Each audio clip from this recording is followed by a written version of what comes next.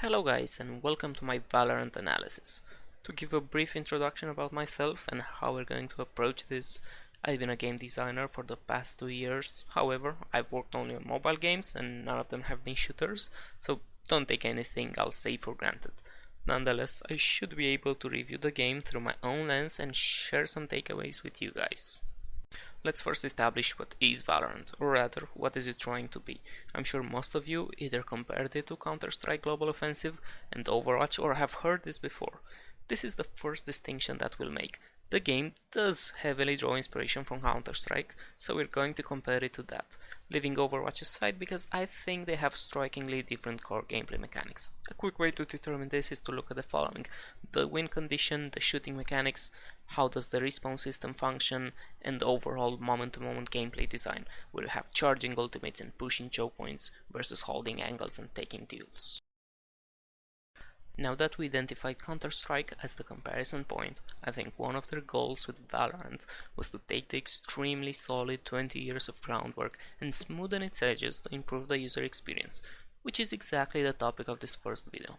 Quick disclaimer, I'll be breaking the analysis into multiple parts because there is so much to talk about and we're only looking at the tip of the iceberg. Right from the get-go we notice the buy menu. All the weapons are visible compared to the radial menu in CSGO. In this format, it's much easier for the player to get accustomed with the weapons, their shapes, prices, and he can easily switch between them to compare stats. All the necessary information is nicely presented in one screen. Next we have the min next round, right under our current credits. This is related to the economy component of the game. In Counter-Strike, as you gain experience with the game, you learn how much currency you need to purchase the desired weapons in the next round. This game removes the need of doing this calculation in your head because it's not an essential skill, just obscure information, which ties to the addition of the communication buttons. Save rounds and saving up is another important part of the game economy, and synchronizing with your teammates can be a cumbersome experience without them. Which leads to the next point. You can see the equipment and creds of your team in the left side of the buy screen. We already have so much information presented in just one screen. Why is this important? Well, because based on that info you will coordinate your save rounds. And it doesn't end here. A very neat feature in Valorant is the ability to purchase weapons for your team in a very convenient way.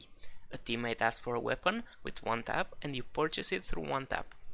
Of course, dropping weapons is also pulled from Counter-Strike, but over there you would have to purchase it yourself, then throw it on the ground for the teammate and take yours back from the ground, which in an uncoordinated setting like solo queue and with small pre-round freeze time might lead to some unwanted situations. Last feature we're going to highlight in the buy screen is the sell option. If you purchased by mistake or the team plan changed to a save round, this game allows you to sell back your freshly purchased items, thus getting rid of frustrating moments with mistake purchases or from a miscommunication. The second big change we can notice right from the start is how the pre-round functions. The extended period and free of movement combines well with the buy mechanics of synchronizing purchases with your team and also gives enough time to allow communication and establishing a plan of action. For professional teams, it means allowing them to think through strategies before every round. You can see in CSGO that even the teams that have so many hours working together and preparing strats still get the option to do a timeout whenever they need additional time. For your average game, it allows players to have at least a minimum of coordination when attacking or defending, and establishing roles before the round starts. It also doesn't pressure the players to rush to certain map locations to get pick advantage. It was a somewhat known tactic in CS to rush a position if you had a good spawn and catch someone out of position. This, coupled with some heroes that have extra mobility in Valorant, could lead to some very frustrating experiences due to the lack of predictability. The last point we're going to touch in this video is the minimap. It has a very clear representation of the used abilities and their effective range, allowing players to have easy access of all the needed information on what is happening around the map. Another thing that I love about the minimap is the line of sight representation. It allows me to easily know which angles are covered by my teammates and where we are exposed. As we've reached the end of this video, I want to talk about a possible misconception, that these changes make the game more casual. Well, they do make the game more accessible, they do not affect the skill ceiling at all.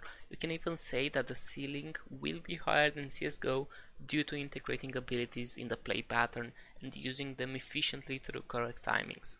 After all, easy to learn but hard to master is the holy grail of game design. Thank you for watching the video. I hope all this made some sense to you. Let me know in the comments if you have other takes on my points or anything really. I'm down to engage in any constructive conversation. Bye bye, see you in the next one.